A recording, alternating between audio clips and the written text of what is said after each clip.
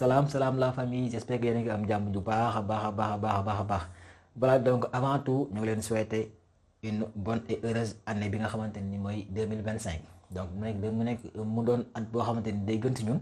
voilà nekk at boo xamante ni lépp luñ ci ut bu gënee si ñun yàlla na ko yàlla defal donc voilà ñu réussir ci li nga xamante ni mooy les crypto-monnaies ak aussi bépp projet boo xamante ni dugg nañ ci rek yàlla teg ñu ci loxo ba nga xamante ni nañ ci réussir. Voilà donc tey ñëw nañ ak une nouvelle vidéo bien vrai que ni sax xaar bi yàgg na parce que dañoo xawoon na occupé ci lu bare moo tax ñu koy publier vidéo ci chaîne bi donc voilà donc ñu leen ci excuser wu ci côté boobu noonu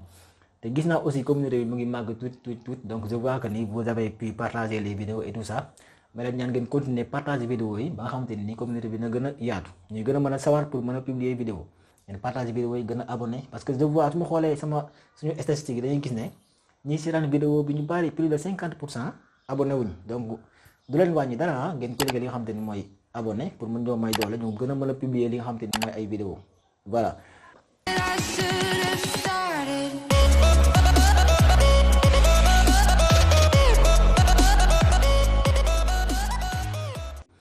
Voilà donc tey dañ leen expliquer li nga xamante ni mooy nan ngay def ba vérifier say crypto-monnaie avant ngay jënd crypto-monnaie nan ngay def ba vérifier ko ba mën see am confiance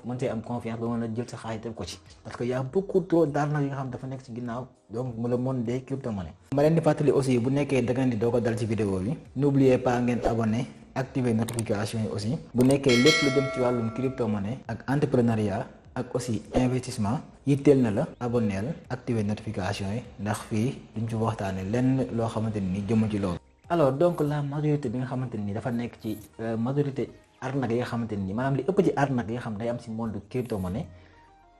comme crypto-monnaie dafa nekk loo xamante ni dafa bees gars yi créé wuñ dara li ñuy créé le plus souvent mooy arnaque dañuy xool arnaque boo xam daal dañ ko def ci le monde classique maanaam ci xaalis bi nga xam mooy ay les fiat ay francs CFA ak yooyu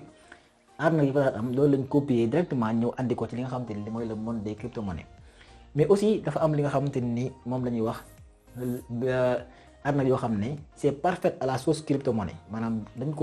koo defar ba nga xamante ni ci crypto-monnaie doo nga ko mën a defee donc loolu lañ bëgg ngeen éviter ko boo leen toppee nag ba vidéo bi jeex dañu expliquer de A à Z noo def ba mën a éviter la plupart de ces arnaques donc su ma nee du ma ne à 100% sax mais di nga mën a éviter à 99,99% de ces arnaques donc voilà donc n'oubliez pas ngeen suivre ñu expliquer leen de A à Z nan ngay def ba éviter arnaque yooyu maa ngi koy fàttaliwaat aussi n'oubliez pas ngeen abonné du leen wàññi dara abonné partagez la vidéo s'il vous plaît. alors li ñu war a njëkk a def mooy li ñu naan l'analyse de l'actif maanaam analyse bi nga xamante ni moo nekk analyse yu crypto-monnaie bi donc investissement ak lu mu mën doon nga investir ci crypto-monnaie ak nga investir ci kër ak nga investir ci oto ak lu mu mën doon da nga war a vérifier li nga investir lan la ba pare balaa nga dugal sa xaalis donc ñun dañ ko war a vérifier d'abord balaa ñu dugal suñu xaalis. voilà dañoo war a def li nga xam ne mooy analyse de l'actif avant que ñuy mën a dugal suñu xaalis ci quoi que ce soit ma répété waat ko donc les prix même si bu nekkee prix bi nga xamante ni dafa abordable maanaam comme les mêmes coins parfois da ngay gis crypto-monnaie boo xam ne jarul sax 1 centime jarul sax juróom dërëm wala jarul sax dërëm 5 francs du ko jar donc da ngay bëgg a profiter le plus souvent pour jënd mais nag bul jël sa xaalis même bu nekkee dërëm la sax sa xaalis la yaa ko gagné durement donc da nga vérifier carrément la moo nekk ci crypto-monnaie balaa nga dugal sa xaalis donc il faut éviter li nga xamante ni mooy les arnaques tous les arnaques si possible même bu nekkee sax parfois da lay jaral yenn opportunités yi mu rëcc la mais na la ko jaral ndax vérification moom mooy base lépp. voilà d'abord nañu garder suñu esprit li nga xamante ni mooy dafa am ay yenn genre projets yoo xamante ni c'est des projets yoo xamante ni c'est pour investir dans les blockchains de première couche maanaam comme par exemple Ethereum am na projet yoo xam dañuy jéem a copier. li nga xamante ni mooy dañuy dem concurrence Ethereum mooy les blockchains de première couche. ma leen di fàttali aussi bu nekkee da ngeen di doog a dal ci vidéo bi n'oubliez pas ngeen abonné activer notification yi aussi bu nekkee lépp lu jëm ci wàllum crypto-monnaie ak entrepreneuriat ak aussi investissement yitteel na la abonneel activer notification yi ndax fii duñ ci waxtaane lenn loo xamante ni jëmm ci loolu. donc projet yooyu boo leen di vérifier bokkul ak ñi ngay vérifier par exemple benn projet boo xam dafa nekk ci les NFT. yi nga xam ne dañuy yëngu ci wàllu immobilier donc surtout l'immobilier locatif donc sur les NFT nga xam ne le plus souvent bëriwul liquidité ni ngay vérifier foofu ak ni ngay vérifier li nga xamante ni mooy les crypto-monnaies les blockchains de première couche projet bu ci nekk c'est diamétralement opposé voilà il y a des éléments yoo xam ne da nga ko war a surveiller ci côté bi am éléments yoo xam ne da nga ko war a surveiller ci côté bi yoo xamante ni ñoom ñaar bokkuñu ni nga leen di vérifier. donc il faut ma répéter ko il faut ngeen analyser de façon parfaite ci li nga xamante ni mooy les crypto-monnaies avant ngeen ciy dugal seen xaalis. analyse de l'actif moom mooy numéro 1 moom mooy base bi analyser ba pare da ko xool carrément nan ngay dugalee sa xaalis. alors pour analyser benn actif maanaam benn crypto-monnaie. d'abord il faut les informations financières qui concernent l'actif. généralement mën nga koo trouver ci li nga xamante ni mooy les sites comme CoinGecko defoon naa ci vidéo ak CoinMarketCap aussi defoon naa ci vidéo je crois. donc ces deux li nga xamante ni mooy les deux plateformes ak aussi yeneen plateformes yoo xam dañoo mel ne yooyu mën nga faa vérifier li nga xamante ni mooy les informations capitales. bi ci njëkk bokk la ci le prix de l'actif maanaam ñaata la jar. beneen bi topp mooy la capitalisation boursière naan ko expliquer defoon naa expliquer woon naa ko sax mais naa si ñëwaat. ak aussi la quantité totale. par exemple bu nekkee bitcoin dañuy gis ne 21 millions de bitcoin la nga xool aussi loolu. beneen bi topp mooy la quantité en circulation le volume ak yeneen yi nga xamante ne nii da say topp. très important comme aussi noonu koo amee aussi si li nga xamante ni mooy CoinGecko ou nga amee ko si li nga xamante ni mooy site crypto-monnaie parce que crypto-monnaie bu génne dina génne li nga xamante ni mooy son site internet. donc il faut ngeen am temps il faut ngeen am jot d'abord pour mën a vérifier carrément parce que ça demande beaucoup de vérification pour nga mën a xam ba xam li ngay dugal sa xaalis lan la. voilà donc boo demee ci site actif bi di nga xam li nga xamante ni mooy identité du maanaam ki créé crypto-monnaie bi wala aussi ñi nga xamante ni ñoom ñoo créé crypto-monnaie bi di nga mën a amee ci li nga xamante ni mooy ci CoinGecko wala nga amee ko ci site crypto-monnaie bi. beneen bi toog mooy le livre blanc def naa livre blanc waxoon naa ci ba may wax le vocabulaire des crypto-monnaies. livre blanc moom la ñuy wax white paper moom la ñuy bind toutes les informations concernant li nga xamante ni mooy la crypto-monnaie. ak aussi la feuille de route ñu koy wax road map loolu aussi c'est très important maanaam crypto-monnaie bi fan la bëgg a jaar ba réussir li nga xamante ni mooy pari yoon fan la bëgg a jaar donc loolu aussi c'est très important à vérifier. il existe aussi différentes communautés sur les réseaux sociaux loolu aussi c'est très important maanaam nga dem ci li nga xamante ni mooy les réseaux sociaux. pour mën a vérifier li nga xamante ni mooy crypto-monnaie boobu c'est très important donc dañuy dem directement ci li nga xamante ni mooy ci site yooyu ma leen wax CoinGecko wala CoinMarketCap ma wala leen ni nga koy vérifier foofu directement donc c'est très simple et très facile à voir. donc defoon naa ci vidéo expliquer leen lan mooy CoinGecko donc vidéo bi laa doon préparé mais j'avais pas le temps moo tax vidéo bi xaw a tardé mais lii mooy li nga xamante moo gën a important ci li nga xamante ni mooy moom la ñuy vérifier. donc n'oubliez pas ngeen topp ñu ba vidéo bi jeex ak aussi s'il vous plaît bës leen li nga xamante ni mooy la cloche abonné leen pour ñu mën a gën a publier ay vidéo ci 2025 ngeen mën a comprendre univers bi nekk ci le monde des crypto-monnaies. alors petit a si li nga war a analyse mooy la caractéristique économique de l'actif. donc partie bi nga xamante ni mooy la caractéristique économique de l'actif. donc nous allons nous concentrer uniquement sur li nga xamante ni mooy sur les critères considérés comme universels. donc bi si njëkk bokk na si lañu naan la capitalisation et le volume de l'actif. après bu ñu duggee ci plateforme bi nga xamante ni mooy CoinGecko naa ko expliquer. donc loolu elle représente l'élément numéro 1 à bien comprendre mooy la capitalisation ak le volume de l'actif. donc loolu c'est le top 1 li nga war a comprendre parce que c'est très important. alors pour les nouveaux arrivants nag. voilà donc ñi nga xamante ni mooy ñu bees ñi ñëw si wàllum crypto-monnaie ñoom dañoo jàpp ne prix bi moo ëpp solo parce que le plus souvent ñuy ñëw dugg si crypto-monnaie bu ñu leen expliquer crypto-monnaie dañu leen jëndal prix bi yow mën a nangam sangam rek nga jël sa xaalis jàpp ne donc loolu mooy tax nga mën a am xaalis ci crypto-monnaie or que c'est pas ça. donc le prix c'est chose boo xamante ni c'est amul sens ci crypto-monnaie bi je veux dire amul sens non donc li ëpp solo. donc mooy nga xool li nga xamante ni mooy la capitalisation et le volume. en 2020 ak 2021 donc ñëpp ñi nga xamante ni ñoo yoroon crypto-monnaie bi ñu naan Shiba ak li nga xamante ni mooy le Dogecoin ñoom dañoo jàppoon ne dina Shiba ak Dogecoin dina mën a concurrencer li nga xamante ni mooy le Bitcoin. alors que boo xoolee li nga xamante ni mooy la loi de l'offre et de la demande donc boo xoolee ñaar nga imaginer maanaam ñiy jënd ak ñiy jaay ci foofu noonu ak li nga xamante ni mooy la capitalisation ak li nga xamante ni mooy l'offre émise si ñaari crypto-monnaie da nga xam ne loolu mënul nekk Shiba mënut a concurrencer li nga xamante ni mooy Bitcoin Dogecoin mënut a concurrencer li nga xamante ni mooy le Bitcoin. ni même bu nekkee prix bi nga xamante ni mooy le Dogecoin ak prix bi nga xamante ni mooy le Shiba Inu dafa tuuti. mais aussi loolu c'est pas important saa nga waxoon naa ko li am important mooy li nga xam te mooy la quantité émise par ces projets boo xoolee Shiba Inu ay milliards de milliards de kii la de Shiba yoo xam te ni dañ koy produire li nga xam te ni mooy le Bitcoin c'est 21 millions de bitcoin. boo xoolee Dogecoin waxoon naa Dogecoin moo am limite day génne rek moom. donc boo xoolee loolu da ngay gis ne c'est pas du tout loo xamante ni vraiment mën na concurrencer li nga xamante ni mooy le bitcoin. parce que nekkul prix bi donc moo am important, mais li nga xamante ni mooy wax naa ko sànq mooy la quantité existante ak aussi la quantité en circulation. donc boo jëlee ñaari éléments yooyu mu nekk ñaari éléments yu am solo. donc li ëpp solo mooy nekkul c'est pas le prix en général, mais li ëpp solo mooy li ñu naan la quantité en circulation ak li nga xamante ni mooy la capitalisation boursière. ñaari mbir yooyu ngeen war a xool. donc li ëpp solo prix bi d'une part am na solo ndax si moom ngay xoolee pour mën a am li nga xam ne mooy la capitalisation boursière. donc prix bi ngay jël nga multiplier ko par la quantité en circulation mu mën laa jox li nga xam ne mooy la capitalisation boursière. après bu ñu demee ci plateforme bi nga xam ne mooy CoinGecko naa leen ko expliquer ba ngeen comprendre. donc li ma leen wax ne lépp solo mooy la capitalisation boursière. donc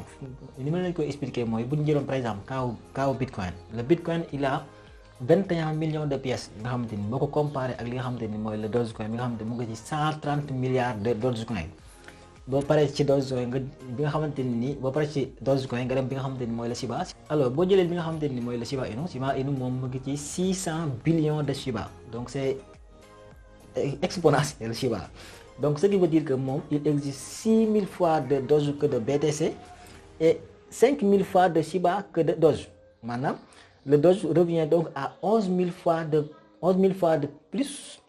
que le BTC. maanaam loolu jël 21 millions fois 11 mu mën laa jox li nga xamante ni mooy le Shiba Inu. donc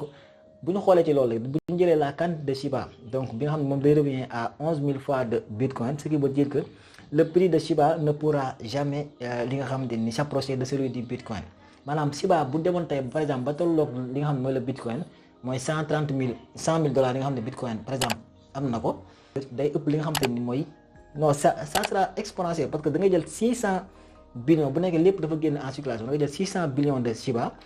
multiplié ko par 100 000. donc ça mën naa ne moom mooy ëpp li nga xam ne mooy l'économie mondiale en général. alors mooy li may wax sànq tey jii nii bu Shiba demoon na tolloo ak li nga xamante ni mooy le Bitcoin bu ñu comparé ñoom ñaar seen quantité bi nga xamante ni mooy lay seen quantité émise dañu gis ne Shiba day revient à plusieurs ordres de grandeur li nga xamante ni mooy économie mondiale. par exemple bis bu Shiba demoon ba jéem a tolloog Bitcoin rek mën naa ne Shiba doole Shiba mooy ëpp adduna bi yëpp moo dajalee seen xaalis seen doole seen lépp ci affaire de économie Shiba moo leen ëpp doole. te loolu c'est aberrant c'est absurde d'une part. donc mën nañoo jàpp ne Shiba moom du mës a tolloog Bitcoin c'est impossible. Shiba ak Dogecoin loolu c'est impossible. mën naa ne sax loolu génnee ay millions de benn pièce wala ay milliards c'est des milliards comme Shiba comme Doge mën nañ ne c'est en quelque sorte une arnaque boo xam ne nii dafa nekk ci ginnaaw. parce que boo gisee ne carrément gars yi génnee ay des milliards benn pièce c'est juste que pour ñu mën a justifier prix bi nga xamante ni moo ci nekk. parce que mën ñoo jël benn Shiba dañ ne la ça revient à des centimes jarul sax juróom. léegi nag boo gisee ñu ne ci crypto-monnaie bi ak li ñuy wax li ñu lay vanter méritu crypto-monnaie ñu ne la benn crypto-monnaie am na crypto-monnaie yoo xam ne jarul sax juróom. léegi yow le plus souvent tu vas te dire loolu moom na la mën a nekkee d'abord ñoom dañ naan la ñu ne la xoolal quantité bi nga xamante ni génne nañ ko maanaam on a des milliards de donc li nga xamante ni mooy Shiba. donc automatiquement yow da nga naan ah waaw wax nga dëgg ndax prix bi kon loolu tax mu wàcc parce que léegi daa bari bu baree rek mën naa wàcc. donc loolu mën nañ ne c'est en quelque sorte une façon d'arnaque boo xamante ni dafa nekk ci ginnaaw. du ma ne nag crypto-monnaie yëpp ko am mais la plupart de ces crypto-monnaies nga xamante ni dañoo génne ay milliards c'est des arnaques. donc il va falloir vous méfier de beaucoup de choses ci côté boobu noonu. même si Shiba y a beaucoup de gens yoo xam ne am nañ ci ay millions yi ay milliardaires yi xam naa si ñoo xam te ñu bari Shiba moo leen may xaalis nangam sangam mais du ma ne Shiba arnaque la parce que ça devient de plus en plus un projet sérieux. mais parfois il va falloir se méfier à ces genres de projets le plus souvent parce que parfois mën laa dugal si loo xam ne du comprendre. mais Shiba du ma ne arnaque la. donc mooy li ma leen wax maanaam nit ñu prouver la ne lii lu bëri la maanaam nga am ci dara lu bëri moo lay gënal foofu le plus souvent nga am ci dara lu tuuti. par exemple bu ñu jëloon 0,1 Bitcoin ñu comparé ko ak 100 millions de Shiba. donc être maanaam nekk millionnaire ci dara mooy gën foofu nga nekk li nga xamante ni mooy nga am ay centimes ci dara. bu ñu jëlee ci logique boobu noonu dañ naan maanaam 100 millions de Shiba moo gën d'une part 0,1 Bitcoin. alors actuellement à l'heure où je vous parle boo jëlee 100 millions de Shiba xam nga ñaata la lay dikkee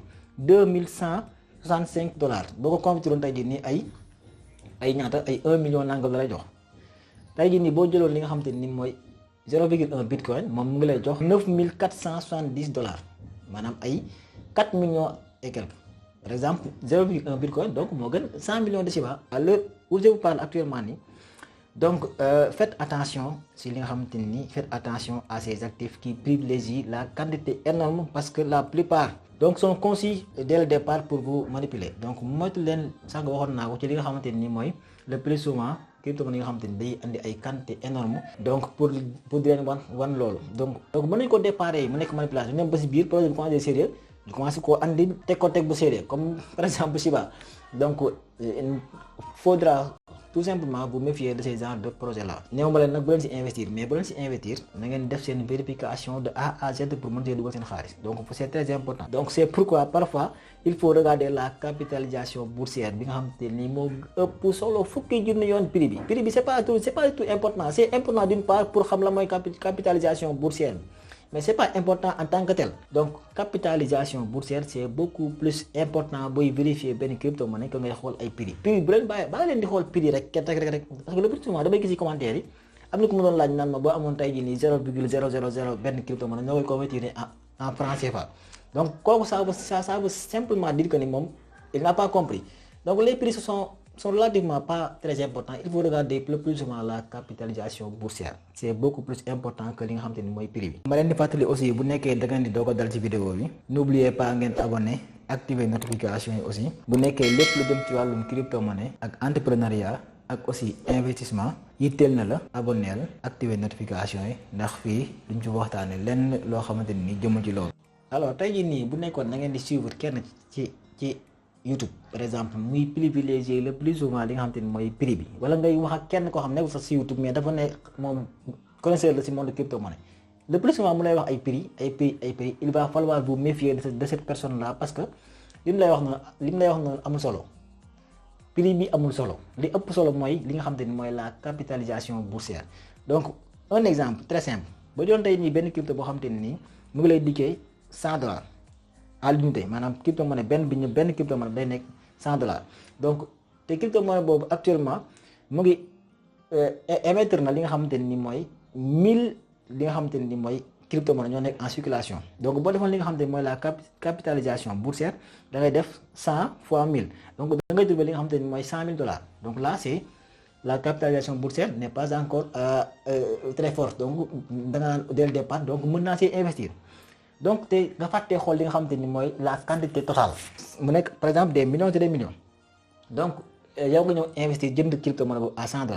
donc crypto-monnaie bi di yéeg nànk di wàcc nànk nga jékki-jékki un bon jour crypto-monnaie yi nga xam dafa nekkoon en circulation mu jékki-jékki rek ñu génnendoo yëpp parce que le plus souvent crypto-monnaie yi nga xamante ne nekkuñu en circulation boo leen xoolu baax ñi koy tenir mooy li nga xamante ni mooy les institutions yi nga xam c'est les institutions financières ak les fonds ak tout ça là ñoom ñoo koy détenir te ñoom duñ am benn sentiment pour ñëw rek balancer leen ko pour ñëw parce que ñoom dañuy liggéey mën see gagner lu gën a bari. Donc yow nag bu nekkee yow xooloo woon loolu dès le départ yow dugal sa xaalis day crypto-monnaie boobu day wàccaat prix day jóge mën na jóge $100 wàcc ba ay 0,5 centime wala mu nekk ay $1 nga jëndee ko $100 par exemple 66 000 day wàcc ba ay $1 nekk ay 600 donc da nga koy perte xaalis bu bari te li la ko yóbbee mooy da ngaa fàttee xool li nga xam te mooy la quantité totale crypto-monnaie boobu ak aussi nga xool li nga xam ne mooy la tokenomique xooloo carrément li nga xam te ni mooy vérifier woo projet ba xam ñan ñoo garder lii ñan ñoo garder la crypto-monnaie nga xam ne nekkul en circulation ñan ñoo ko yore ak loolu xooloo lijjanti woo loolu dañoo jënd. Donc moo tax le plus souvent gars yi naan la crypto-monnaie bi dugal naa sama xaalis mais daa wàcc ba daanu léegi perte naa sama xaalis nangam sangam fekk na heure bi au fait dès le départ ñoom la parce que day ñëw am ku ñëw ne leen crypto-monnaie daa yomb rek nga jël sa xaalis dugal tu n'as pas réfléchi tu n'as pas vérifié ak aussi muy man di keneen maanaam def leen seen i propre recherche le plus souvent parce que man ku ma yàgg xam na ni loolu laaj ba yàgg prôné. Donc si vous avez fait déjà vos recherches di nga xam ne carrément mën naa ci dugal sama xaalis wala naa nga xam ne responsabilité bi ñëw ëllëg da nga xam ne man maa ko def voilà donc là c'est aussi très important mais il va falloir vérifier li nga xam te ni mooy la capitalisation boursière ak vérifier le projet na leen ko jaral même bu nekkee da ngeen di perdre li nga xam te ni mooy ay opportunité si benn crypto-monnaie na leen ko jaral ngeen di vérifier il va falloir vérifier dee leen vérifier bu leen déglu nit ñi rek ñu naan la ay investir fii nga investir wala dugalal fii sa xaalis nga dugal sa xaalis donc c'est vraiment très important loolu. Parfois nag n'oubliez pas aussi il va falloir ngeen comprendre ne yaay aussi des crypto-monnaies yoo xamante ne amuñu offre maximale c'est des crypto-monnaies li nga xam dañ ko programme pour muy am ay inflation éternelle. Donc mooy cas bi may wax léegi cas wu Monero. Donc Monero moom day joxe à chaque fois des récompenses yi nga xam c'est 0,6 Monero par validation de bloc. Donc moom vraiment amul li nga xam te ni mooy limite maximale bu mu war a génnee day génnee rek moom voilà donc il faut aussi vérifier li nga xam te ni mooy les volumes de négociation qui permet aussi nga xam crypto-monnaie bi ñu may jaay est-ce que mérite na prime ak li nga xam te ni mooy sa capitalisation. Parce qu'il faut aussi prendre conscience que la capitalisation reste toujours le dernier prix multiplié par l'offre en circulation. Maanaam prix bi actuellement chaque heure bi nga bëgg a def vérification prix boobu nga jël multiplié ko par offre en circulation pour mën a xam carrément lan mooy capitalisation boursière. Elle ne veut donc rien dire toute seule sans le volume associé, parce que si une crypto-monnaie a une forte capitalisation maanaam dafa am capitalisation boo xam dafa am doole et que volume bi nga xamante ne nii le volume donc peut-être sur 24 heures reste faible, donc tu vas dire que ni lii moom y a un anguille sous roche. Voilà, la moyenne vente donc mën naa effondrer li nga xamante ne nii mooy crypto-monnaie maanaam bu nekkee par exemple crypto-monnaie dafa am des millions ci capitalisation boursière nga am volume sur les 24 heures ay 1000 francs ay $1000 ay 3000 affaires yooyu. Xam nga ni carrément moyenne vente bi wala moyenne achat bi mën naa bouger crypto-monnaie bi. Donc faudra aussi faire très attention ci côté boobu noonu. Voilà, parce que tu vas dire que lii amul communauté boo xam ne moo nekk ci suuf, parce que amul communauté peut-être 2 à 3 personnes ñoo nekk communauté bi di jënd di jaay, parce que $1000 wala $3000 moom mën naa ne du dara ci crypto-monnaie. Donc il faut ngeen xam ba xam crypto-monnaie bi am na communauté, parce que yàgg naa leen wax ne leen crypto-monnaie communauté bi nekk ci ginnaaw ñoo koy doxal. Par exemple bu jëloon franc CFA bu nekkoon Sénégal Côte d'Ivoire ak yeneen dëkk yi ay Gabon yooyu noonu utiliser wul li nga xamante ni mooy le franc CFA, kon franc CFA du am njëriñ, day génnee taxawaal, parce que du am benn bu nekkoon ñaari dëkk ay génnee kon franc CFA du am benn njëriñ. Mais li tax ñu koy utiliser ñun ñu ngi Sénégal ay yenn dëkk yi, donc loolu moo koy may doole. Voilà, donc il faut aussi sóoraale loolu aussi c'est le même principe mooy bi nga xam ne moo nekk ci crypto-monnaie bi. Alors au contraire bu nekkee ne dafa am benn crypto-monnaie boo xam ne dafa am une forte capitalisation boursière avec benn volume journalier boo xam ne c'est constamment équivalent à 5 ou 10% de li nga xamante ni mooy la capitalisation boursière. Maanaam tey bu nekkoon da nga am benn crypto-monnaie boo xam dafa nekk par exemple 1000 francs capitalisation boursière bi nekk 1000 francs maanaam volume bi di ëppee 1000 francs 10% wala muy wàññi ko 1000 francs 10%, loolu mën nga see jënd donc quantité bu la neex parce que doo ko mën a jëngal, parce que presque ñaari ñoo tolloo volume bi ak capitalisation presque ñoo tolloo 5 à 10% moom ci bëgg ko ce n'est rien par rapport ak li nga xamante ni mooy les crypto-monnaies. Loolu mën nga faa jënd lu bari te du yàq dara ci li nga xamante ni mooy prix crypto. Voilà, ñu bañ a fàtte aussi ne y a aussi beaucoup d'autres kii yoo xamante ni beaucoup d'autres règles yoo xamante ni nii en général mën nañ ko di sóoraale. Mais daal nañ jàpp ne plus le volume est élevé plus il est facile d'acheter au prix indiqué. Maanaam volume bi lu mu gën a bari rek ngay mën a jënd crypto-monnaie bi ci prix bi nga xamante ni moom lañ la wan. Donc c'est très important ci côté boobu. N'oubliez surtout pas li ma leen di wax ni la capitalisation boursière est beaucoup plus important que li nga xamante ni mooy prix bi. N'oubliez surtout pas ça. Ma leen di fàttali aussi bu nekkee da ngeen di doog a dal ci vidéo bi n'oubliez pas ngeen abonné activer notification yi aussi. Bu nekkee lépp lu jëm ci wàllum crypto-monnaie ak entrepreneuriat ak aussi investissement yitteel na la abonneel activer notification yi ndax fii duñ ci waxtaane lenn loo xamante ni jëmu ci loolu. Il faut aussi deux choses lorsqu'on parle de volume. Donc il y a des monnaies yoo xam ne c'est des monnaies stables comme USDT le Tether ak yeneen ak USDC ak yeneen. Donc yooyu c'est des monnaies stables, donc ñoom seeni volume aussi sont beaucoup plus élevés en termes de pourcentage par rapport à leur capitalisation, parce que c'est des monnaies fait exprès pour être échangé très fréquemment. Ainsi qu'un volume de 30 à 50% de la capitalisation n'est pas donc surprenant. Voilà, donc mooy tout ce qui est monnaie stable ni ngay vérifier ak ni ngay vérifier les monnaies ñi nga xamante ni dafa am da yee ko wàcc bokkuñu, parce que ñoom c'est programme boo bëgg a jënd donc moom ñoom capitalisation boo xamante ni c'est supérieur à 30 à 50%. Donc ci volume bi loolu aussi c'est pas très important parce que c'est programmé comme ça. Bul xool loolu rek bul xool di ma waxoon rek nga jàpp ne fii tamit da nga ko fi appliquer, mais les stable coin boobu ñoom beneen cas la bokkul ak cas bi nga xamante ni mooy les monnaies yi nga xamante ni dañoo am variation donc bu nekk ci biir. Alors bu ñu leen di wax benn crypto-monnaie boo xamante ni dafa am benn volume boo xam ne c'est plus de 30% par rapport à sa capitalisation boursière da ngay xool période bi ñu la ko waxee ban période la période boobu bu nekk dafa nekk période boo xam ne monnaie bi kilo dafa yëngatu carrément nit ñi xam ko bu baax ñëpp duggandoo ci loolu tu peux comprendre mais bu nekkee période nekku période boobu noonu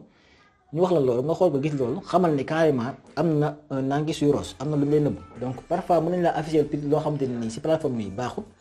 wala boobu mu nekk benn technique d'arnaque boo xamante ne le plus souvent gars yi nañ ko doon utiliser te léegi sax mën naa ne amatul parce que mën ngaa vérifier plateforme yi léegi bari na lépp bari na mën nga koo vérifier par rapport ak les différentes plateformes pour xam carrément ba xam li muy afficher fii baax na wala li muy afficher fii baax na donc c'est très important ce côté boobu noonu. Le prix aussi c'est vraiment suivi de près les volumes et les nangam sont suivis de près parce que y a beaucoup trop de monde yoo xam ne ñu ngi si les crypto-monnaies y a les traders y a beaucoup de gens yoo xam ne ñu ngi ci le monde des crypto-monnaies donc def fa genre yooyu moom donc mën naa ne actuellement mënatul ne bien vrai que sax peut-être mën naa am ñoo xam ne ñu koy def ba léegi mais c'est une pratique yoo xam te nii presque jeex na donc voilà. alors volume bi nga xam te moo jaar ci benn plateforme bu nekkee daa bari rek donc yow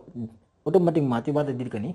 plateforme bi wóor na pour ma jënd fa sama xaalis parce que am na ñu bari ñu ko wóolu pour dafa jënd moo tax volume bu bari bii dafa nekk donc moo tax plateforme yu bari entre 2016 ba 2020 ñu doon def pratique boobu di afficher volume boo xamante ni nekkul volume bu fa jaar réellement pour mën a attirer ay clients pour ñu jëndee foofu crypto-monnaie te léegi sax actuellement loolu mënatul nekk parce que les plateformes sont suivies de très près donc actuellement nii loolu mën naa ne c'est des pratiques yoo xamante ni vraiment mënatul jàll daal bien vrai que sax am na ñu ko def ba léegi mais mënatul jàll donc faudra aussi ngeen xam loolu aussi. alors pour directer loolu c'est très simple parce que le recours à cette méthode est particulièrement évident quand le volume maanaam bu nekkee volume bi c'est trop élevé par rapport à la capitalisation ou encore quand le volume est très largement supérieur à la profondeur plus ou moins 2% bi nga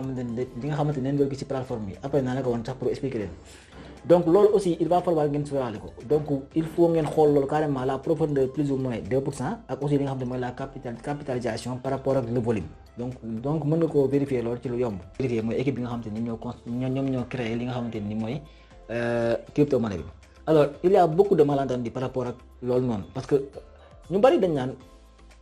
duñ créé benn crypto-monnaie te xamoo les créateurs donc mën nañ ne arnaque la ak le plus souvent loolu la ñuy wax dañ naan arnaque la ak yooyu noonu alors. crypto-monnaie bi nga xamante ni moom mooy base crypto-monnaie muy le bitcoin ba léegi nii xamaguñu kan moo ko créé leen doon lañ xam si moom muy son pseudo mu nekk Satoshi Nakamoto loolu doon lañ xam si moom xamuñu kan mooy Satoshi Nakamoto xamuñu nan wax xamuñu si moom dara mais lim génnee moo nekk lu wóor moo tax nit ñi investir si moom donc mënoo jàpp ne loolu c'est un propos yoo xam ne c'est pas solide mën ngaa bañ a xam nit ki ba pare nga investir si crypto-monnaie bi donc par exemple buñ jëloon benn exemple bu ndaw muy le créateur li nga xamante ni mooy Tornado Cash muy Alexei Petsev xaw ma waa jooju dafa créé benn mécanisme boo xam ne c'est révolutionnaire actuellement nii ba mu génnee turam ne moom mooy kan nangam sangam gars yi dañ ko jàpp tëj ko donc boo génnee loo xamante ni day concurrencer gouvernement wala mu concurrencer li nga xamante ni mooy les monnaies fiat donc automatiquement gars yi dañ naan doo yàq seen business lay créer ay affaire tëj la donc loolu ça ne signifie absolument rien que nit ñi xam la wala ñu bañ laa xam bien vrai que sax ça suscite mën naa créer ay doutes mais aussi c'est pas aussi très important ci côté boobu noonu notez bien aussi que c'est toujours risqué d'investir dans un projet boo xamante ni xamuñu kan mooy créateur bi donc loolu aussi c'est très risqué mais nag nekkul ne boo xamul créateur bi rek mën ngaa mën a génnee mën nga ne lii c'est arnaque la daal dem sa yoon. par exemple nañ jël benn exemple boo xamante ni moom mooy exemple bi gën a palpable muy l'exemple de Sam Bankman-Fried mi nga xam ne moom mooy le créateur de FTX moom mi nga xam dafa génnee dafa am CV boo xam ne c'est très calqué ci yu bari mën na lu bari trader la nii nangam sangam te teewul dafa dóor xaalis nit ñi ba ay milliards de dollars moom ak ñi mu àndal ñëpp dóor xaalis nit ñi xam nga jàpp seen ñaambur ba actuellement nii jàpp nañ ko ba tëj ko donc nga xam nit ki teewul. ngay sóoraale ne mën na laa nax xamoon ni que tamit aussi mën naa sóoraale ne kii li muy def nii actuellement nii lu wóor la lu sûr la actuellement nii ñun nii ñëpp di utiliser le franc CFA wallaay xamuñu franc CFA nan la def ba nan lañ ko créé nan lañ ko defee nangam kenn xamu ci dara mais teewul jàpp nañ ne wóor na parce que koo ko jox mu jël ko donc wóor na mën nañ ko utiliser mën nañ faj suñu soxla donc voilà donc loolu c'est très important aussi ñu xool loolu. vous pouvez aussi maanaam bu nekkee xamoo li nga xamante ni mooy ki nga xamante ni moo créé projet bi mën ngaa lire li nga xamante ni mooy les articles voir aussi des vidéos yi nga xamante ni dañuy wax ci projet bi ak aussi nga xool les commentaires le plus souvent xool les commentaires xool la communauté xool lu bari yoo xam ne mën nañ laa jox confiance ba nga mën a investir ci projet bi donc aussi loolu alors beneen bi ñu war a vérifier aussi mooy la communauté aussi c'est très important la communauté bi nga xam te ne mooy gravité autour du projet yi nga xam te ni ñu ngi ci réseaux sociaux yi ñu ngi ci les plateformes yi nga xam te ni voilà fa la ñuy defee en fait les discussions et tout ça il va falloir xool loolu parce que le plus souvent boo gisee communauté bari li nga xam ne projet bi c'est d'une part un peu sûr ci côté boobu noonu donc faudra ngeen di vérifier loolu ak aussi moytu y a beaucoup d'arnaques yoo xam ne dañoo nekk ci sûrement Telegram parce que parfois da ngay gis benn groupe benn canal Telegram boo xam ne y a des millions d'abonnés te aussi du am benn mouvement benn du am waxtaan du am dara te boo posé benn question boo xam dafa laal projet bi rek gars yi banil la loolu aussi ba leen gisee rek daw leen xam ne lii c'est pas sûr donc voilà il faut aussi ngeen ni xool loolu. alors le white paper mooy journal projet bi donc loolu aussi il va falloir ngeen xool ko bu nekkee comprendre leen ko ut leen ko leen ko expliquer wala boo leen ko mënta xam ku leen ko expliquer ngeen xool le plus souvent parce que 99% li nga xam te ni mooy nekk ci white paper moom mooy concerner projet bi donc faudra ngeen xam nañu lire projet parce que même bu nekkee sax xamoo leen ko parce que y a beaucoup de calculs beaucoup de chiffres beaucoup de nangam il va falloir ngeen xool par rapport ak li ma wax tànk rek par rapport ak vidéo yi wala commentaire yi wala nangam pour am une petite idée si projet lan la. alors on va terminer ak li nga xamante ni mooy le roadmap ñu koy wax la feuille de route donc la feuille de route il va falloir bien le vérifier parce que boo gisee feuille de route boo xam da lay wax naan la par exemple ñu ngi ci 2025 mu ne la fii ak 2026 crypto-monnaie bi dina jóge prix bu $1 dem ba $20 loolu moom taxal say bagage daw te xam ne kii moom day wax lu ko neex rek parce que loolu mënul nekk crypto-monnaie communauté bi fi nekk mënoo jënd kenn ne ko jëndal crypto-monnaie bi gars yi ñooy xool ne sa projet baax na gars yi jënd donc mënoo jékki-jékki rek def say projection naan voilà prix bi nangam boo gisee kuy wax ci prix bi rek jël say bagage yi nga daw mais nag mën na ñoo wax ci par exemple crypto-monnaie bi mën nañ ko améliorer lii wala ñu defar lii wala fii ak temps lii dina am si moom nañu yokk lii nañu wàññi lii loolu moom en fait boo gisee si ñu koy naan sax si feuille de route xamal ni carrément donc kii sérieux na mais nag boo gisee muy wax ci prix bi le plus souvent li tax mën naa lay prix il va falloir vous méfier de ñi nga xam dañuy wax ay prix moom foo leen gis rek daw leen prix foo leen gis rek jëlee seen bagage ngeen ñàlli ne fes xam ne kii wóoru donc voilà c'est vraiment très merci d'avoir regardé la vidéo jusqu'à la fin te aussi boo leen nekkee ay ñu bees kenn ci wàllum crypto-monnaie ak technologie blockchain bu nekkee abonné ko leen n'oubliez pas ngeen abonné activer notification yi ndax loolu moo ñu may courage ñuy gën a mën a tourner ay vidéo mën a partager yi nga xamante ni nii mooy expérience yi nga xamante ni jot nañ ko xam tuuti ci wàllum crypto-monnaie